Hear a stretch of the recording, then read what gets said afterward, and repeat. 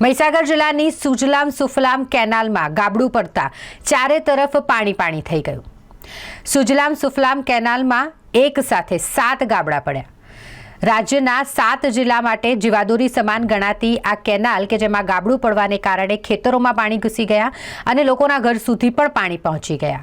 ખેતરોમાં પાણી પહોંચવાને કારણે ખેડૂતો દ્વારા વાવેતર કરવામાં આવેલ ઘઉં, ચણા, મકાઈ જેવા પાકોને નુકસાનની ભીતિ છે। સાથે જ અહીં બામરોડા ગામના ફળિયા સુધી એટલે કે ફળિયાના મકાનો સુધી પણ પાણી પહોંચી ગયા છે। ખાનપુર તાલુકાના બામરોડા ગામની આ ઘટના છે કે જ્યાં સુજલામ સુફલામ કેનાલમાં ગાબડું પડ્યું હતું।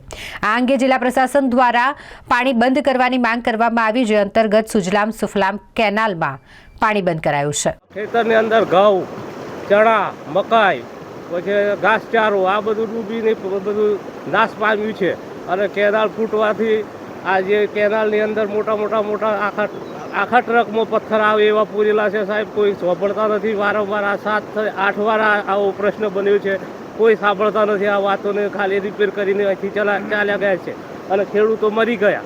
કાયમ વારંવાર આવું નુકસાન હવે કઈ રીતે વેઠી શકશું? બામરોડા ગામે કેનાલ ફૂટવાથી અમે અત્યારે 4 વાગ્યાના અહીંયા ઊભા છીએ। કેનાલવાળા કોઈ આવતા નહીં। અમારો શિયાળાનો પાક છે એ બધો પાણીમાં ડૂબવાથી અમે આગળ જાણકારી કરી છે પણ કોઈ આવતા નહીં। એના કારણે અમે અહીંયા બધા ઊભા છીએ, જાણ કરીએ છીએ।